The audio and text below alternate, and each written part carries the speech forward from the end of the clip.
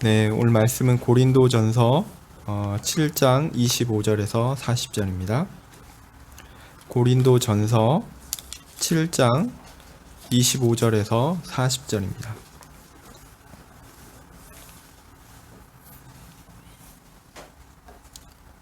제가 봉독하겠습니다. 처녀에 대하여는 때가 주께 받은 계명이 없으되 주의 자비하심을 받아서 충성된 자가 되어 의견을 고하노니 내 생각에는 이것이 좋으니 곧 임박한 환난을 인하여 사람이 그냥 지내는 것이 좋으니라. 내가 아내에게 매였느냐? 노이기를 구하지 말며 아내에게 노였느냐? 아내를 구하지 말라. 그러나 장가가도 죄짓는 것이 아니요 처녀가 시집가도 죄짓는 것이 아니로되 이런 이들은 육신의 고난이 있으리니 나는 너희를 아끼노라. 형제들아, 내가 이 말을 하노니 때가 단축하여진 고로 이후로부터 안에 있는 자들은 없는 자 같이 하며 우는 자들은 울지 않는 자 같이 하며 기쁜 자들은 기쁘지 않은 자 같이 하며 매매하는 자들은 없는 자 같이 하며 세상 물건을 쓰는 자들은 다 쓰지 못하는 자 같이 하라. 이 세상의 형역은 지나감이니라. 너희가 염려 없기를 원하노라. 장가가지 않은 자는 주의 일을 염려하여 어찌하여야 주를 기쁘시게 할꼬 하되 장가간 자는 세상 일을 염려하여 어찌하여야 아내를 기쁘게 할꼬 하여 마음이 나누이며 시집가지 않은 자와 처녀는 주의 일을 염려하여 몸과 영을 다 거룩하게 하려 하되 시집간 자는 세상 일을 염려하여 어찌하여야 남편을 기쁘게 할꼬 하느니라. 내가 이것을 말함은 너희의 유익을 위함이요 너희에게 올무를 놓으려 함이 아니니 오직 너희로 하여금 이치에 합하게 하여 분요함이 없이 주를 섬기게 하려 함이라. 누가 자기의 처녀딸에 대한 일이 이치에 합당치 못한 줄로 생각할 때에 혼기도 지나고 그같이 할 필요가 있거든 마음대로 하라. 이것은 죄 짓는 것이 아니니 혼인하게 하라. 그러나 그 마음을 굳게 하고 또 부득이한 일도 없고 자기 뜻대로 할 권리가 있어서 그 처녀딸을 머물러 두기로 마음에 작정하여도 잘 하는 것이니라. 그러므로 처녀딸을 시집 보내는 자도 잘 하거니와 시집 보내지 아니하는 자가 더 잘하는 것이니라. 아내가 그 남편이 살 동안에 매여 있다가 남편이 죽으면 자유하여 자기 뜻대로 시집갈 것이나 주 안에서만 할 것이니라. 그러나 내 뜻에는 그냥 지내는 것이 더욱 복이 있으리로다. 나는 또한 하나님의 영을 받은 줄로 생각하노라. 아멘.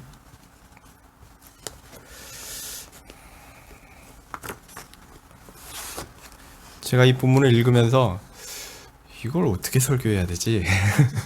네, 본문을 읽을 차례가 되어서 읽는 것이긴 하지만 이 부분 참 어렵다 이렇게 생각을 하면서 읽었습니다. 그런데요, 제 생각에 확신컨대 이 본문을 우리말로 번역하신 분도 이걸 도대체 어떻게 번역해야 되지? 하시면서 번역하신 것 같습니다. 그리고 이 본문은 정말 그 많은 번역들을 봐도 다 다릅니다. 다 다르고 이 부분은 정말 어렵습니다. 왜냐하면 이 한글 번역된 그대로 따라서 이해도 잘 안 돼요. 이해도 잘 안 될 뿐더러 요것들을 이렇게 하다 보면 좀 이상한 부분들이 많이 있습니다. 그래서 저는 이제 되도록이면 일관성 있게 읽어보려고 시도를 해보았습니다. 그래서 제가 여러분이 가진 번역은 이제 개역 성경이고 또 제가 읽을 때는 약간 좀 다르게 읽거나 다른 방식으로 해석하는 부분들이 있어서 그 좀 헷갈리지 않을까 좀 걱정도 되는데요. 일단 뭐 제가 읽은 대로 한번 읽어보도록 하겠습니다. 자, 우린 고린도전서를 읽고 있죠. 앞에 맥락을 좀 생각해 보시면 6장 후반부부터는 방종하는 사람들에서 얘기했고요. 7장에서는 이제 금욕하는 사람들에 대한 바울의 교훈이 이어집니다. 그러니까 방종도 안 되고 금욕도 안 된다라는 겁니다. 그러면 어떻게 해야 되느냐? 은사에 맞게 적합하게 살아라 라는 겁니다. 그게 이제 오늘 맥락에서도 계속 이어지는 건데요. 성욕이나 결혼과 관련된 그리고 뭐 그런 구체적인 예를 들어서 이제 설명을 하고 있습니다. 하나님께서 각 사람에게 은사를 주셨고 상황을 주셨습니다. 그것을 인정하고 각자에게 허락된 것을 가지고 각각 부르심을 따라 하나님 앞에서 살아야 합니다. 우리의 삶이 다 그렇죠. 하나님께서 각 사람에게 허락하신 것들이 있죠. 대표적으로 부모를 선택하신 분은 한 분도 계시지 않을 겁니다. 물론 자녀를 선택하지도 않습니다. 네. 우리는 가족을 이룰 때 우리가 선택해가지고 만나는 게 아닙니다. 하나님이 그렇게 정해 주시는 것입니다. 가정의 환경은 어떻습니까? 또한 형제들은 어떻습니까? 어떤 사회적 환경에서 아래에서 자라는가? 어떤 교육과 배경을 만나게 되는가? 그런 것들은 우리가 할 수 있는 것이 아닙니다. 그냥 우리는 어떤 의미에서 그냥 던져진 것이죠. 개인이 결정할 수 없는 수많은 상황 속에 우리는 놓여 있습니다. 요즘 또 겪는 이제 코로나19로 인한 사태가 사실 그렇죠. 누가 코로나19 바이러스를 가지고 있을지 모릅니다. 그런데 가서 뭐 일도 해야 되고 다녀야 되거든요. 그냥 그 상황에 놓인 거예요. 만약 코로나19 바이러스에 감염이 되면 감염이 된 겁니다. 누구를 탓할 수가 없어요. 예. 우리는 뭐 환경이 그렇게 해서 우리를 딱 규정하는 경우가 우리의 삶입니다. 사실은 모든 일이 순조롭게 되기를 우리는 소망합니다. 그런데요, 현실은 그렇지 않죠. 그렇지 않습니다. 나는 가만히 있었는데 내 옆에 있는 사람이 바이러스 감염되면 어떻습니까? 내가 음성이 나와도 자가격리를 무려 2주나 해야 합니다. 네. 생각만 해도 끔찍합니다. 네. 우리의 현실은 우리가 원하는 대로 순조롭게 흘러가지 않습니다. 또 그래서 불만이 생길 수 있죠. 내가 원하는 이것이 되었으면 좋겠는데 다른 사람들도 다 되기를 원하는데 결국은 안 되는 일들이 있거든요. 그리고 나와 다른 상황과 환경에 있는 사람들을 이게 비교하기도 합니다. 내가 이런 부분이 좀 부족한데 저 사람을 보니 나보다 좀 나은 것 같은데, 나보다 좀 경제적인 상황이 낫고 사회적인 지위에 있어서 좀 더 낫고, 내가 만약에 그런 사람의 자리에 있었으면 어땠을까, 이런 생각을 하게 된다는 거죠. 비교를 합니다. 그리고 낙담하기도 합니다. 그런데요, 여러분, 이런 부분에서 우리는 좀 차가워져야 됩니다. 냉정해져야 합니다. 흥분을 가라앉혀야 합니다. 왜냐? 우리는 우리가 처한 그 현실을 바꿀 능력이 없습니다. 나는 내가 처한 상황에 그냥 내가 가진 그것 가지고 그대로 놓여 있을 뿐입니다. 하나님께서 나를 그냥 거기 두셨어요. 그러면 내가 해야 할 것은 무엇입니까? 하나님께 원망하면서 데모해야 되는 것입니까? 그게 아니고 내가 할 것은 그 상황에서 하나님께서 내게 맡기신 것, 내가 할 수 있는 것, 하나님께서 내게 소원을 주시는 것, 그것을 하나님을 믿고 의지함으로 한 걸음 한 걸음 살아가는 것입니다. 답답합니다. 힘듭니다. 그렇지만 하나님을 믿고 나아가는 것입니다. 하나님은 그러한 삶 가운데 어떨 때는 즐거움을 주시기도 하고요. 좀 어려운 가운데서도 아주 막힌 것 같은 상황 가운데서도 길을 싹 열어 보여주시기도 합니다. 우리는 어느 길이 열릴지 모릅니다. 그런데 어느 순간인가 그 길이 열려있는 것들을 발견할 수 있습니다. 그래서 보이지 않던 것들도 어느 순간인가는 조금씩 보이고, 다친 것 같은 상황에서도 예상하지 못했던 그런 곳에서 잘 풀리는 경험도 하게 됩니다. 사실 우리네 인생이 그렇죠. 여러분이 지금까지 살아오신 삶, 저보다 훨씬 많이 사신 분들이 많으니까 다 그렇지 않습니까? 우리가 삶을 내가 선택하고 내가 결정하고 최선을 노력을 해서 그 결과로 뭔가를 얻어냈습니까? 그런 것보다는 내가 특별히 계획하지 않고 특별히 뭔가 안 했는데 하나님이 그냥 턱하니 주신 게 더 많습니다. 우리네 인생이 우리가 예상하고 기대했던 대로 이루어지지 않습니다. 하나님께서요, 우리의 삶을 갑작스럽게 개입하십니다. 그래서 우리는 매번 그 일을 경험할 때 깜짝깜짝 놀랄 뿐입니다. 그리고 우리가 하나님을 의식하고 있을 때, 하나님께서 우리 마음 가운데 계실 때 그 일이 닥치면 이게 하나님의 은혜구나, 하나님이 내 삶을 지금 이끌고 계시는구나 라는 것이죠.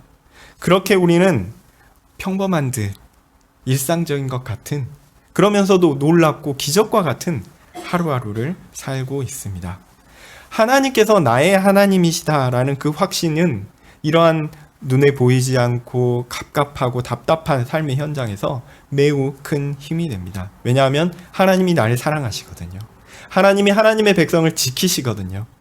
하나님께서 하나님의 백성을 향하여 가장 선한 것만을 준비하시거든요. 물론 그 선한 것이 아직은 우리가 거칠고 연약해서 그렇게 선한 것들도 좀 아파요. 싫어요. 짜증이 날 때가 있습니다. 그건 우리의 연약함 때문이고, 종국의 하나님께서 우리에게 그 길을 돌이켜보게 하실 때 이게 하나님의 은혜구나 라는 걸 깨닫게 하실 것입니다. 그 하나님을 믿는 사람에게는 비록 우리 눈에는 고난이라 보일지라도 그것은 우리에게 유익이 될 것입니다. 하나님은 그의 백성을 결코 포기하지 않기 때문입니다. 자, 이런 상황, 이런 맥락에서 이제 25절부터 좀 읽어볼게요. 25절입니다. 처녀에 대하여는 내가 주께 받은 계명이 없으되 주의 자비하심을 받아 충성된 자가 되어 의견을 구하노니. 바울은 지금까지 쭉 이런 하나님의 은사를 받은 것, 그 은사는 이제 사회적인 지위와 그 다음에 어떤 상황과 그런 거 모든 걸 다 포괄하고 있습니다. 그런 사회적 상황과 다양한 상황과 처지에 있는 사람들을 앞서 언급했고요. 그 사람들에 대해서도 이런저런 얘기를 했습니다. 방종도 아니요 금욕도 아닌 하나님께서 주신 은사에 따라 살아가는 것이 바람직하다는 것이죠. 고린도 교회의 여러 성도들이 자신의 상황과 같은 처지에 따라 갈라지고 나누어지고 다툼이 발생하는 것에 대하여 그렇게 하지 말고 하나님 앞에서 적절한 삶을 사는 것은 이런 것이야 라고 바울은 권면하고 있는 맥락입니다. 그 여러 상황 가운데 바울이 사실은 권하기 어려운 그런 사람들이 있었던 것 같습니다. 그 사람들이 누구냐? 바로 오늘 나오는 처녀인데요. 처녀를 꼭 처녀라고 보지 말고 이게 젊은 여성이라고 보는 것이 오히려 낫지 않을까 저는 개인적으로 생각합니다. 그래서 사람은요 보통 자신이 경험한 것을 어느 정도 이해합니다. 다 이해하지 못하고 어느 정도 이해하죠. 또 경험하지 못한 것은 잘 이해하지 못합니다. 내가 그 경험하지 못했던 것들에 대해서는 잘 모르기 때문에 그것들에 대해서 이해한다라고 섣불리 이야기하는 것 자체가 어떤 의미에서는 좀 너무 무지를 드러내는 경우도 있습니다. 자, 중년 남성인 바울이 젊은 여성을 어떻게 이해할 수 있을까요? 제 생각엔 좀 잘 이해 못할 것 같아요. 그래서인지 아니면 이 젊은 여성이라는 젊은 여성이라는 그 대상이 가진 어떤 삶의 그 길이, 다양한 길이 열려 있기 때문에 그런지, 그래서 단순하고 간단한 해결책을 제시함으로 그들에게 주어진 하나님의 은사를 제한하지 않으려는 의도인지 잘 모르겠지만 아주 바울은 조금은 조심스럽게 접근하고 있습니다. 그래서 이거는 하나님께 받은 명령이 없다라고 이야기하죠. 물론 자신이 주님의 자비하심을 받은 신실한 사람이다라고 이제 밝히고 있고요. 그래서 이 말은 자신이 이 말을 명령은 아니지만 내가 이야기하는 게 아무런 권위도 없는 그런 쓸데없는 말은 아니다라는 것들을 또한 이야기하고 있습니다. 또한 제가 오늘 읽었던 본문의 마지막 40절에도 뭐라고 얘기하냐면 나는 하나님의 영을 받은 사람이다라고 이야기하고 있죠. 그러니까 하나님의 영을 받은 사람이 말하는 거니까 이거는 중요한 거고 내가 좀 조심스럽긴 한데 권위가 있는 말이야 라고 이야기하는 것입니다. 그래서 그냥 아무 이야기나 하는 것이 아니다라는 것입니다. 그래서 바울은 젊은 여성들의 삶에 대해서 이제 무언가를 이야기하려고 합니다. 무슨 이야기를 하는 것인가 한번 들어보도록 하겠습니다. 26절입니다. 내 생각에는 이것이 좋으니 곧 임박한 환난을 인하여 사람이 그냥 지내는 것이 좋으니라. 결론을 이야기하기 전에 이 부분이 좀 어려워서 어쨌든 바울은 그냥 현재 상태에 있는 것이 좋다라고 권합니다. 다른 변화를 추구하기보다는 현재 상태 그대로가 좋다는 것이죠. 이거를 이해하기 위해서는 이게 좀 이해가 어려운데 이해하기 위해서는 곧 임박한 환난 이 부분을 좀 이해를 해야 돼요. 자, 이거는 이제 이거를 곧 임박할 환난 혹은 현재의 환난이라고 이해해도 상관없거든요. 자, 그러면 이제 임박할 환난 혹은 현재의 어려움 이거는 뭘까요? 이거를 종말론적으로 이해를 하게 되면 마지막 시대에 올 그 신자들을 향한 핍박과 환란 뭐 그런 거 될 수 있고, 조금 더 유대인적인 맥락으로 이게 해석해 보면 예루살렘의 몰락, 멸망 이런 것들을 가리키는 것으로 보기도 합니다. 그런데 이 본문의 맥락이 과연 그렇게 좀 거창한 종말론적인 것, 그 다음에 뭐 유대인적인 그런 것, 그런 것들을 염두에 둔 것인가 라고 생각할 때는 전 좀 부정적이지 않은가 이런 생각합니다. 그냥 어려움이 있다라는 겁니다. 어려움이 있으니까, 어려움이 생길지 모르니까 곧 니네들이 이 자신의 삶의 변화로 인해서 뭔가 어려움이 생길 수 있으니까 그냥 가만히 있는 게 좋다라는 이야기를 하는 것이 아닌가, 이런 것이죠. 그래서 젊은 여성이 지금 현재 상태로 있는 것이 좋다면 그 상태가 그것이 또한 의미하는 게 또 뭘까라고 생각해 보면, 그 지금 현재 상태가 있는 것이 좋다라면 그 상태가 달리 말하면 하나님께 받은 은사에 맞다면 이 조건을 하나 붙이는 게 좋을 것 같아요. 그래서 하나님께서 자신에게 주신 은사에 그것이 맞다면 그냥 있는 게 낫다라는 겁니다. 그냥 그대로 맞춰서 살아가는 것이 낫다라는 겁니다. 만약 하나님께서 자신에게 주신 은사를 따르지 않고 그것과 거슬러서 어떤 변화를 시도하고 이렇게 그것과 거슬러서 살려고 한다면 당연히 어려움, 곤란이 닥치겠죠. 그런 일들을 경험하게 될 것입니다. 그것이 당연한 것이죠. 자신에게 맞지 않은 어떤 것을 선택하면 힘든 일이 발생하겠죠. 이것은 이제 사실 오늘 본문을 읽는 것이 어려워서 그렇지 이건 당연한 겁니다. 왜냐하면 우리가 자신에게 맞는 삶이 있잖아요. 자신에게 어떤 처한 상황에 맞는 것이 있는데 그것들을 거슬려서 뭔가를 하려고 할 때 그러면 곤란과 어려움이 다가오는 것이기 때문이죠. 27절 보면요. 내가 아내에게 매였느냐 노이기를 구하지 말며 아내에게 노였느냐 아내를 구하지 말라. 이런 일들은 당연한 이야기입니다. 자신이 처한 상황에서 자신에게 어떤 의미인가를 잘 살펴보는 것이 좋은데요. 그래서 이 일반적인 이야기에 더해서 27절에 남성에 대한 이야기가 불쑥 튀어나오는 거죠. 그래서 결혼하여 아내가 있다면 떨어져 살려고 하지 말라.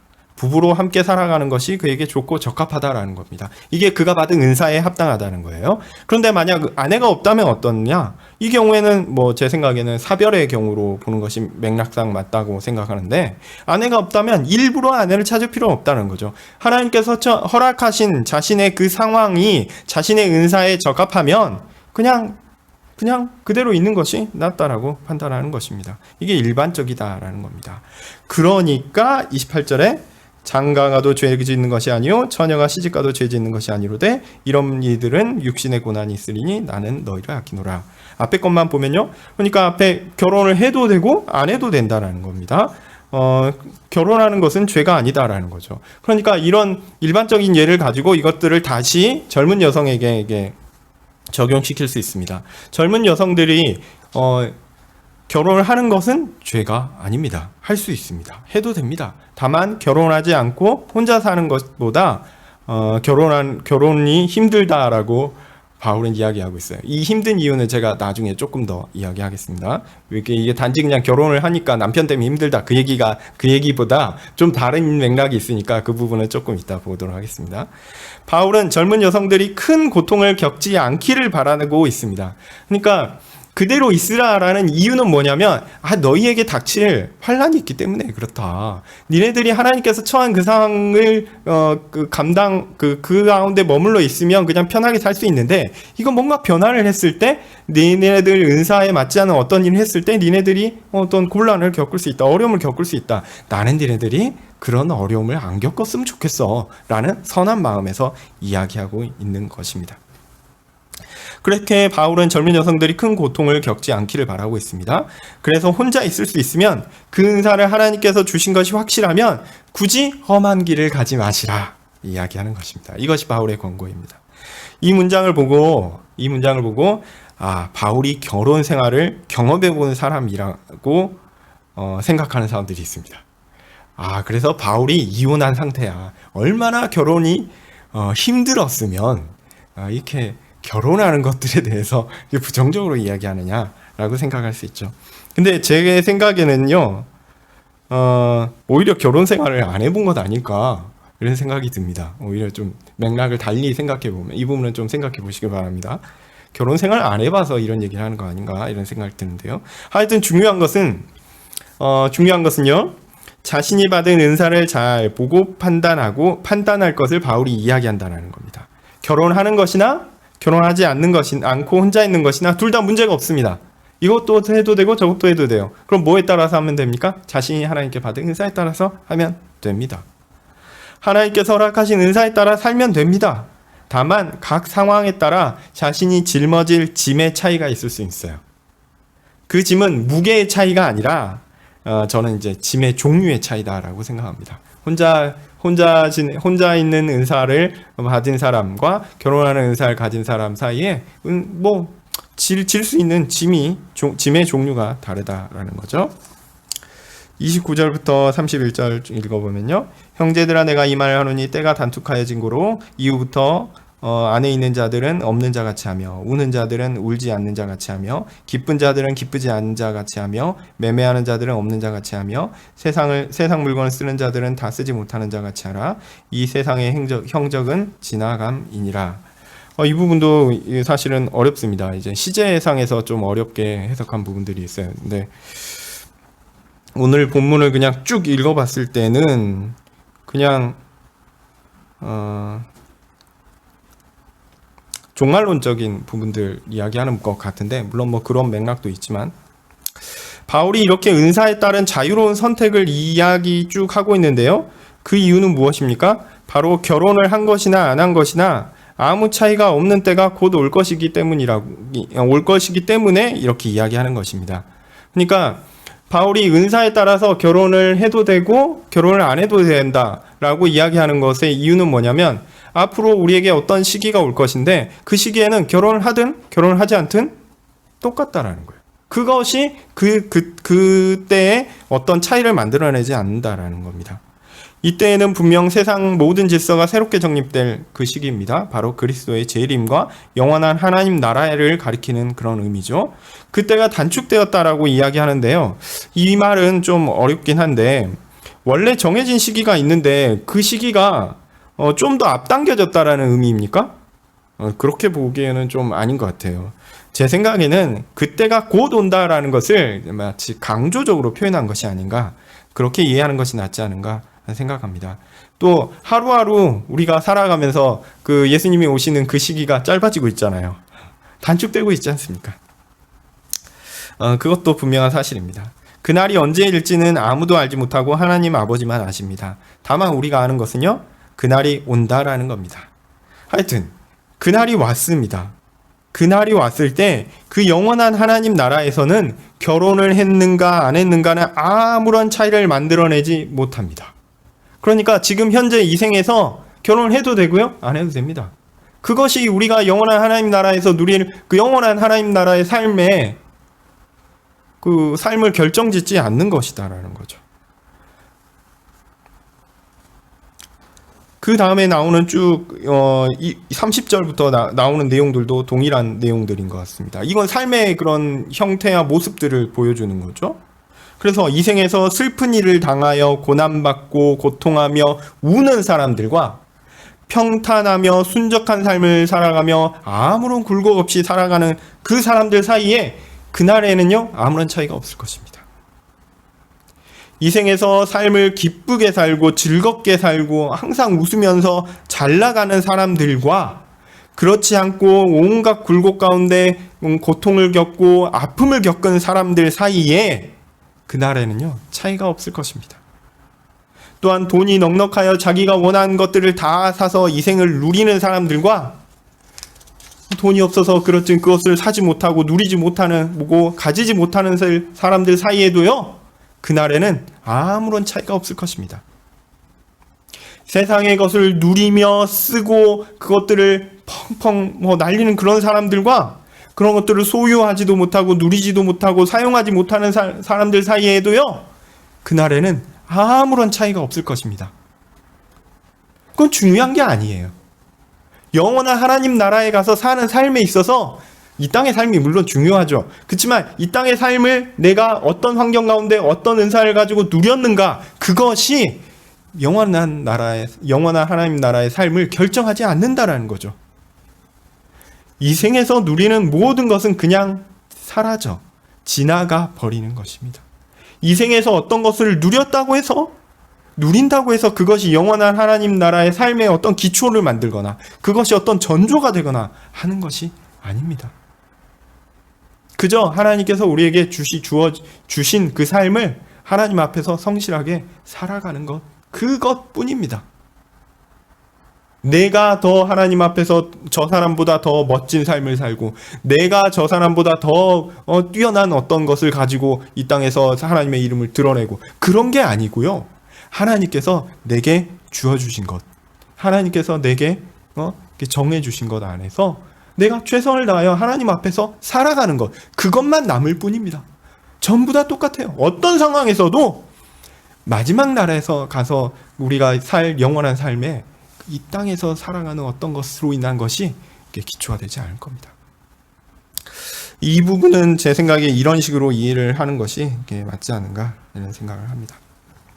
하나님 나라에서는 하나님께서 이 생에서는 하나님께서 각자에게 주어진 각자에게 은사를 각각 주십니다. 그래서 우리는 하나님께서 허락하신 만큼 가지고 누리고 살아갑니다. 아무리 욕심을 내도요, 하나님께서 안 주시면 못 받습니다. 그러나 우리 하나님께서 주신 걸 가지고 최선을 다해 살아야죠. 근데 그것이 주 하나님께서 우리에게 주신 것이 결혼이든 재물이든 사회적 신분이든 처한 정치적인 상황이든 아니면 건강이든 다 다르죠. 그러나 그것이 우리가 하나님 나라에서 누릴 영원한 삶을 결정짓는 것이 아닙니다. 지금 귀족과 같이 부유하고 사회적으로 인정받는 삶을 산다고 해서 그 나라에서도 동일하게 그런 삶을 살 것 아닙니다. 아닙니다. 지금은 천민과 같이 비천하고 사회적으로 괄시받는 삶을 산다 하더라도 그 나라에서 그런 동일한 삶을 살까요? 아닙니다. 이 땅에서는 하나님께서 각자에게 의도하신 바가 있습니다. 각자의 삶에 하나님께서 정하신 바가 있어요. 이 삶을 통해서 하나님께서 영광 받으시고자 목적한 바가 있습니다. 하나님께서 그 일을 이루실 거예요. 우리 가운데. 하나님은 그렇게 우리 가운데 목적을 이루실 것입니다.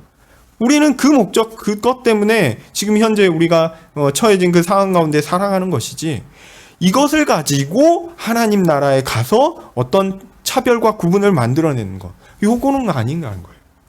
이 땅에서 살아가는 삶이 하나님 나라의 삶을 연습하는 곳이라고 할 수는 있지만, 하나님 나라에 가서 삶의 어떤 기초를 만든다거나 그렇게 생각하시면 안 됩니다. 그러니까 이 땅에서 우리가 예를 들면 전도를 많이 얘기하니까 우리 교회는 그런 부분을 많이 얘기하지 않는데, 어쨌든 어떤 사람은 10명 전도하고 어떤 사람은 100명을 전도하는데, 그럼 10명을 전도한 사람은 그 천국에서 10명을 전도한 만큼의 상급을 받고, 그 다음에 100명을 전도한 사람은 하늘나라에 가서 100명을 전도한 것만큼의 상급을 받고, 그런 식 아니다라는 겁니다. 하나님께서 어떤 사람에게 은사를 주셔서 평생 가운데 10사람을 전도할 수 있게끔 은사를 주셔서 그 귀한 일들을 하게 하세요. 하나님이 그 사람 보고 착하고 충성된 종아, 내가 작은 일에 충성하였으니 내가 큰 일을 맡기리라, 이런 식으로 하는 거예요. 이거 작은 일이지만 하나님께서 맡기신 일에 잘했다라고 칭찬하시고, 어떤 사람은 100명, 하나님께서 그 일을 충분하게 하게 하셨으면 그렇게 하는 겁니다. 이 사람하고 이 사람하고 일이 다르기 때문에 천국의 상급이 다르다? 그거 아닙니다. 그거 아닙니다. 그렇게 생각하시면 안 됩니다. 그거는 우리의 그 비교하고 그다음에 우리의 좀 이기적인 세상적인 마음에서 그런 거지, 하나님 나라는 그런 게 아니에요. 각자 하나님께서 주어주신 각자 은사가 있고 각자 분량이 있습니다. 하나님께서 그 가운데 충만하게 영광을 받으실 것입니다. 우리가 그때 하늘나라에 가서 칭찬을 받게 될 것입니다. 그 일을 기대하십시오. 이 땅에서 모습 아닙니다. 물론 그렇게 우리는 하나님 앞에서 존귀한 자녀로, 한 명 한 명 존귀한 자녀로 살아가는 것입니다. 자녀들도 그렇죠. 모든 아이가 다 다릅니다. 모든 아이가 다 달라서요. 각자의 능력이 다르고 각자가 가진 은사가 다 달라요. 그래서 이 아이는 이것을 하면서 잘했다고 이 정도 하면 잘했다고 칭찬하지만 이 아이는 요만큼을 할 때가 있거든요. 예, 각자 다 다른 경우에 칭찬을 다 해줘야 되는 겁니다. 너는 왜 못했냐, 너는 왜 잘했냐, 뭐 이렇게 해서는 안 된다는 거죠. 우린 다 하나님 앞에서 존귀한 자녀로 살아가는 것입니다. 교회는 이러한 하나님 나라의 삶을 연습하는 곳이라고 할 수 있습니다. 사회적 지위와 상관없이, 처한 경제적, 정치적 상황과 상관없이 그리스도를 믿음으로 구원받은 사람들이 함께 모여 하나님을 예배합니다. 그 안에는요, 차별이 없어야 합니다. 그 안에는 분파가 있을 수 없습니다. 고린도 교회처럼 뭐 어떤 경제적인 상황이나 아니면 어떤 그 신학적인 사상이나 아니면 어떤 그 방종이나 아니면은 금욕이나 어떤 자신의 어떤 그런 그 종교적인 어떤 형식의 모습으로 인해서 갈라지는 것들이 있었어요. 서로를 돌보지 않았어요. 이 땅의 것들이 하나님 나라에서 어떤 차이를 만들어낼 수 있을 거라고 생각했는지 모르겠습니다. 그렇지만 분명한 것은 하나님 나라의 삶을 이 교회에서 연습을 하기 위해서는 그런 부분들의 차별과 그런 부분들의 분열이 없어야 될 텐데, 이 세상이 가지고 있었던 그 차별과 그런 차이와 또한 그런 편견들이 그대로, 분열들이 교회 안에 그대로 들어와 있었던 거죠. 그런 일은 없어야 된다라는 겁니다. 바울의 이야기는. 예, 나중에 이제 한참 후에 살펴보겠지만 고린도 교회는 이렇게 이 땅에서 갖는 차이를 잘 극복하지 못했습니다.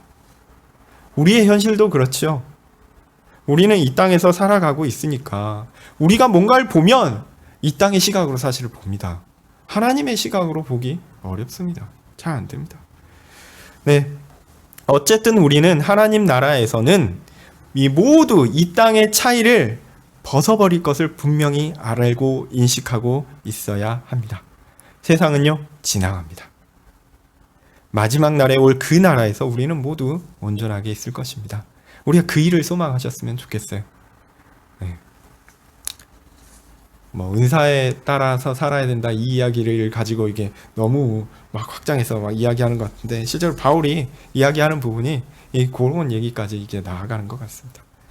32절에서 34절 읽어보겠습니다.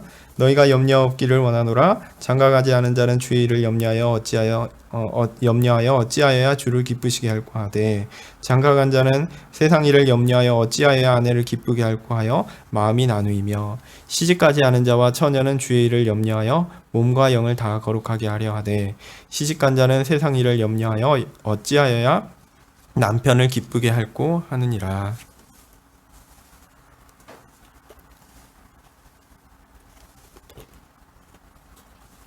바울은 이렇게 하나님 나라에서는 이런 차별 그런 거 없을 거야 이렇게 얘기해 놓고, 다시 그 시선이 우리의 시선, 이 땅의 시선으로 싹 갑니다. 왜냐하면 영광스러운 하나님 나라에서는 그 일이 이루어질 것은 분명 알지만 나는 여전히 이 땅의 시선으로 보고 있거든요.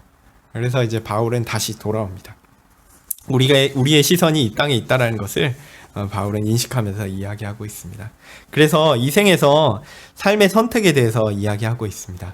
그리고 현실의 어려움을 말하고 있습니다. 자, 결혼을 하지 않은 사람은 다른 염려 없이 주의 일에 집중할 수 있다고 이야기합니다. 어떻게 하면 주를 기쁘시게 할지를 집중할 수 있다고 합니다. 그럼 결혼한 사람은 집중이 안 되죠. 이런 식으로 이해해야 됩니까? 이 부분이 사실 굉장히 오해되기 쉽습니다. 근데 이거 좀 오해하지 마시기 바랍니다. 맥락을 봐야 하는데, 맥락은 하나님께서 은사를 주신 대로 살아가는 것입니다. 어떤 강요에 의하지 않고, 하나님께서 감당하게 하신 일을 해야 한다는 거죠. 그러니까 홀로 사는 은사를 받은 사람에게 결혼을 강요하는 어떤 사회적 문화적 배경이 존재한다라고 하면 이 말이 조금은 이해가 됩니다. 그래서 그런 것에 휘둘리지 말라는 거예요. 하나님께서 자신에게 주신 은사를 잘 판단해서 그것에 맞게 행동하라. 이렇게 바울의 공고를 이해하지 않을까 이런 생각을 합니다. 물론 여기에 더해서 또 다른 이유에 대해서는 조금 이따 더 설명할게요. 오히려 바울은 은사를 따라 홀로 사는 것이 하나님을 섬기는 데 도움이 될 수 있다라고 이야기하는 겁니다. 이 상황을 결혼을 강요하는 사회적인 문화에서 교회의 젊은 여성의 젊은 여성들이 결혼을 어떤 의미에서 좀 강제되고 있는, 결혼을 좀 강요당하고 있는 상황이 아닌가 이런 이해를 할 수 있습니다. 여기에 더해서 교회에 있는 젊은 여성들이 결혼을 해야 한다라는 사회적인 그런 사회 문화적인 압박이 있었다라고 가정을 하면, 자, 여기서 한 가지 생각해야 됩니다. 그러면 이 여성들이 누구랑 결혼을 해야 되는 상황이 왔을까요? 이곳은 지금 고린도 교회입니다. 믿는 사람이 더 많습니까? 믿지 않는 사람들이 더 많습니까? 믿지 않는 사람들이 더 많습니다.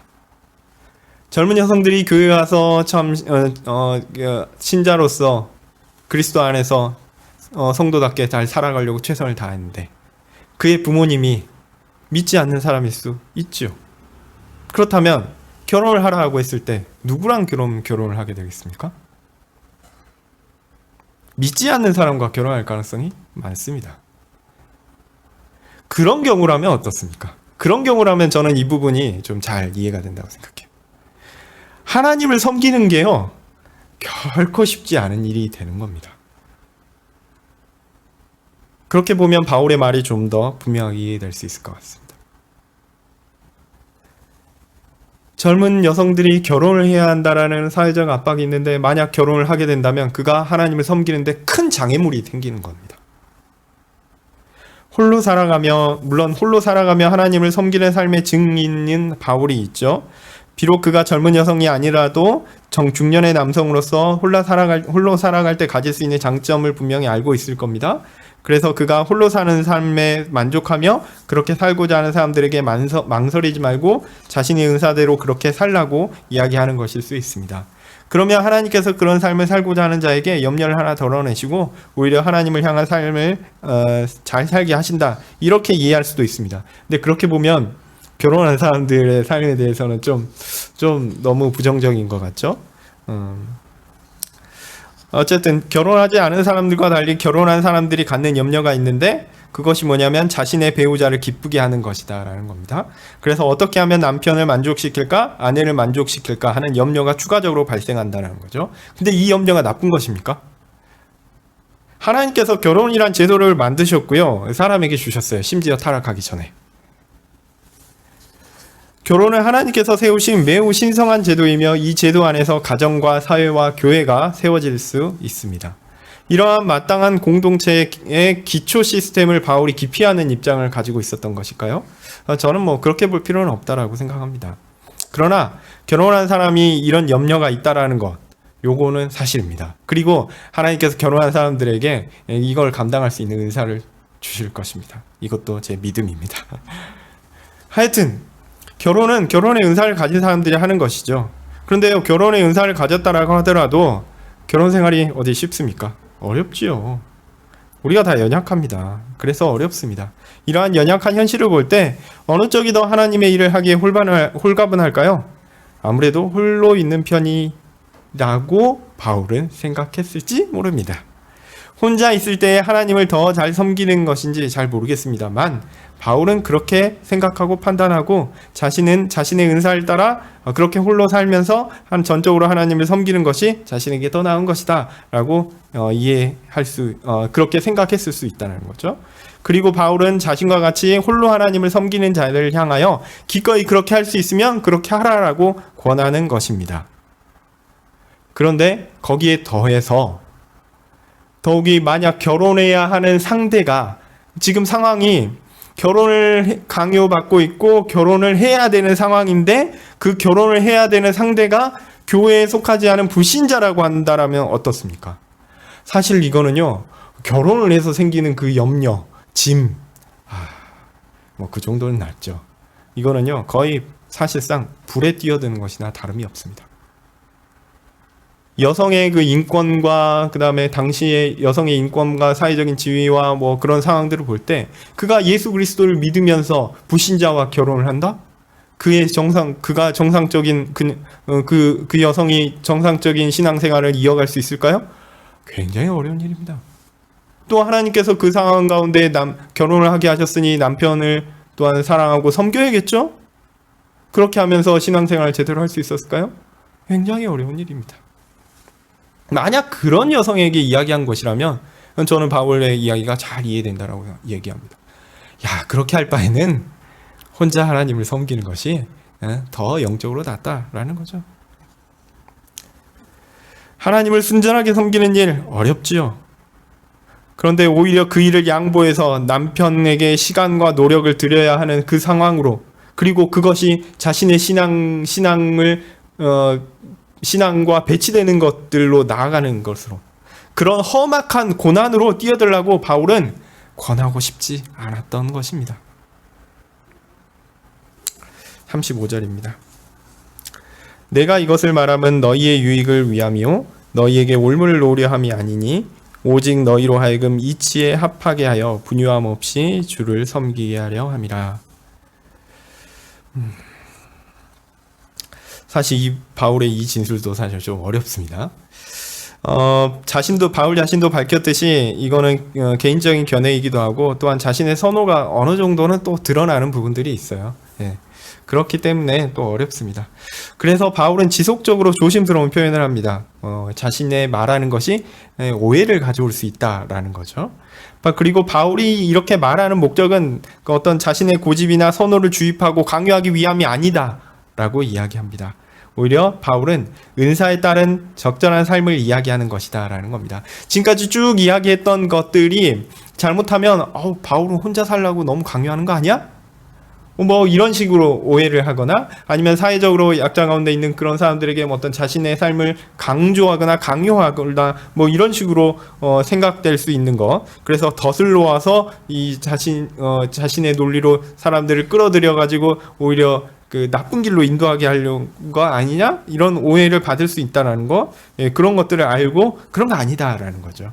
그런 거 아니고 바울은 지금 고린도 교회 교인들을 속여 넘어뜨리는 것이 아니고 오히려 이치에 합당하게 살아가도록 하는 것이 그의 목적이다라는 것을 분명히 밝힙니다. 바울은 하나님께서 정하신 이치에 합당하게 살아야 한다라고 말하고 있습니다. 세상이 정하고 세상적 방식으로 정해진 것을 따르지 말고 하나님께서 합당하다라고 정하신 것, 그리고 하나님께서 우리에게 주신 그 은사대로 그 이치에 맞게 따르라는 것이죠. 이것이 바울이 말하는 핵심입니다. 36절 7절입니다. 누가 자기의 처녀딸에 대하여 이치에 합당치 못한 줄 알고 생각할 때 홍기도 지나고 그같이 할 필요가 있거든 마음대로 하라. 이것은 죄 짓는 것이 아니니 혼인하게 하라. 그러나 그 마음을 굳게 하고 또 부득이한 일도 없고 자기 뜻대로 할 권리가 있어서 그 처녀딸을 머물러 두기로 마음에 작정하여도 잘하는 것이니라. 이건 진짜 어렵습니다.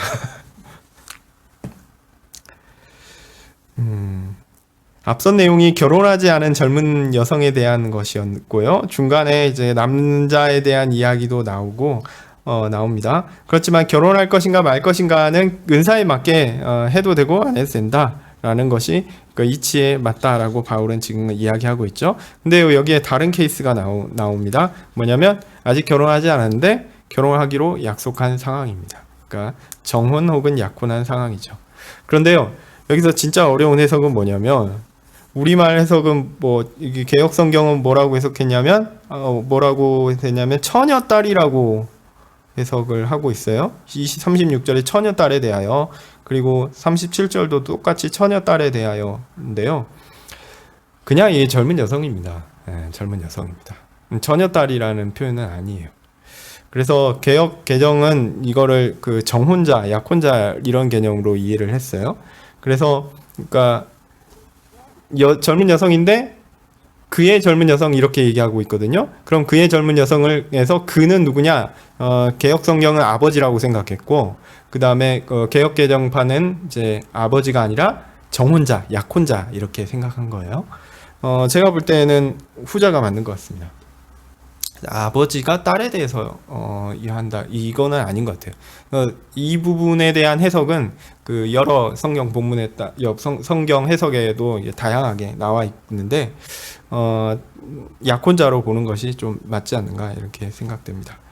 그래서 이 본문이 좀 어렵습니다. 그리고 이 말도 조금 어렵습니다.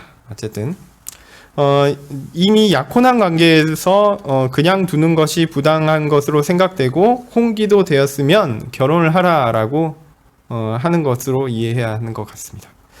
이는 앞서 말씀드렸듯이 결혼하는 것이 죄가 아니니까 당연한 것이고 좋은 것이기 때문에 결혼할 때가 되어서 또한 결혼을 원한다면 결혼을 해라는 거죠. 그것이 좋은 것이다, 잘하는 것이다 라고 이야기합니다. 그런데 결혼을 하기로 약속은 했는데 결혼을 하지 않는 것이 낫다라고 자기가 판단이 들면 어떻게 해야 됩니까? 어떻게 해야 됩니까? 그러면 결혼하지 않으면 된다라는 겁니다. 그러니까 자신이 결혼하기로 했는데 결혼의 은사가 없다라는 거예요. 이걸 발견하면 결혼하지 않아도 된다라는 겁니다. 이런 경우에 결혼하지 않는 것이 결혼을 하는 것보다 더 나은 것이다라고 이야기하는 것입니다. 이야기하고 있습니다. 하여튼 이 부분 좀 번역에 있어서 어려움이 있지만 어쨌든 결혼을 할 수도 있고 안 할 수도 있다라는 겁니다. 다만 자신이 이 일에 대해서 분명히 자신이 가진 은사를 돌아보아야 한다라는 거죠. 자신이 받은 은사를 신중하게 생각하고 그에 따라 살아야 한다라는 겁니다. 이후에 39절과 40절에 대해서는 읽지 않고 말씀드립니다. 그리고 이어서 이제 과부에 대하여 간략하게 언급하는데요. 아마도 빨리 남편을 사별한 젊은 과부를 염두에 둔 것이다라고 생각됩니다. 결혼했다고 해서 그 관계가 영원한 것이 아닙니다. 영원한 하나님 나라에서도 당연한 것이지만 이 땅에서도 남편이 죽으면 정상적인 결혼도 그 효력이 없어지게 됩니다. 그러면 여인은 자유롭게 결혼을 하고 싶은 사람과 결혼하면 됩니다. 다만 여기에서 신중해야 할 일이 있는데요.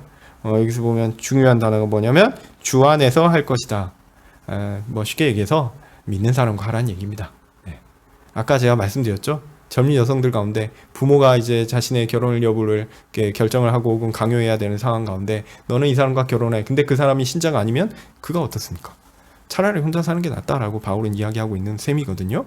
근데요, 한번 결혼을 해서 이제 그 사별한 상황, 그 다음에 여성이 혼자 남은 경우에 그가 결혼을 해야 될 것 같으면 결혼을 누구랑 하라고요?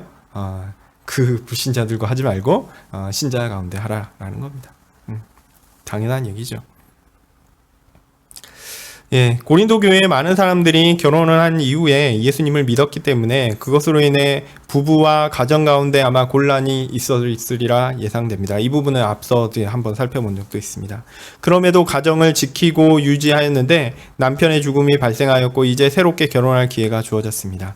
그런데 이제 상황이 과거와 달리 그 여성이 이제 그리스도 안에 있는 것이죠. 그러므로 이제 밖에서 결혼할 사람을 찾아서는 안 됩니다. 밖에서 만약 결혼할 사람을 찾게 되면 어떻게 되는 거냐면 과거에 자기가 예수님 믿지 못할 때 예수님 믿지 않은 남성을 만난 것과 이렇게 같은 상황으로 또 가버리는 거죠. 일부러 신앙의 핍박을 찾아서 불구덩이 속으로 들어갈 필요는 없는 것입니다. 안전하게 교회 안에서 신앙생활을 잘하는 남성을 만나면 될 것입니다. 자, 그렇지만 만약 이제는 홀로 머물고 싶다면 그것도 나쁘지 않다라고 이야기합니다. 오히려 이제 자신의 연약함으로 가정에 쏟지 못했던 에너지를 하나님을 향하여 쏟을 수 있게 된다면 그것도 좋은 일이다라는 겁니다. 뒤늦게 자신의 은사를 발견하게 된 것이 아닐까 이런 생각을 합니다. 자, 지금까지 저는 바울이 혼인기의 여성들에게 결혼 혹은 독신에 대한 개인적인 권면을 하는 것을 쭉 읽어보았습니다. 사실 이 부분들이 이게 일목요연하게 착착착 돼서 이해되면 좋겠는데 아주 어려운 부분들이 있습니다. 아마도 이 부분들이 그 당시 사회적인 상황이나 고린도 교회 상황과 밀접하게 연관돼 있고 또 바울이 여기 이 부분을 개인적인 소견이라고 이야기하면서 이렇게 표현하는 표현 자체가 좀 애매하고 돌려서 이야기하는 거고 번역도 굉장히 어려워요. 그래서 아마도 그런 바울이 일부러 이렇게 좀 꼬아서 쓴 부분들도 의도도 있지 않을까 이런 생각을 합니다. 어쨌든 우리가 기억해야 할 것은요, 바울이 이야기하는 중요한 것은 이치에 합당하게 잘 하라는 겁니다. 신앙생활이라는 것이 그렇습니다. 아주 특별한 어떤 것을 하나님은 요구하지 않으십니다. 그저 자연스럽게 하나님을 섬기면 자연스럽게 그 안에서 주어진 은사를 발견하게 되고 그것을 따라 하나님 앞에서 마땅한 것을 하면 될 것입니다. 우리의 신앙생활이 뭔가 특별한 것이 아니에요. 그냥 하나님께서 우리에게 주신 것 발견하고 그 가운데 하나님 앞에 성실하게 살아가는 것입니다. 바울의 긴 권면은 이렇게 하나님의 은사를 따라 이치에 합당하게 살라. 그것이 진짜의 삶이다. 그것 가지고 막 쓸데없이 세상적인 것 갖고 분리하고 나누고 그걸 통해서 교회 분열 일으키지 말고 성실하게 자신이 처한 상황 가운데 하나님께서 주신 것들대로 합당하게 살라. 이치에 맞게 살라. 라는 것이죠. 예, 이렇게 바울의 권고를 쭉 하고요. 이제 어려운 부분을 넘어가서 다음번에 제가 설교할 때는 8장부터 또한 이어서 말씀드리도록 하겠습니다. 기도하겠습니다. 거룩한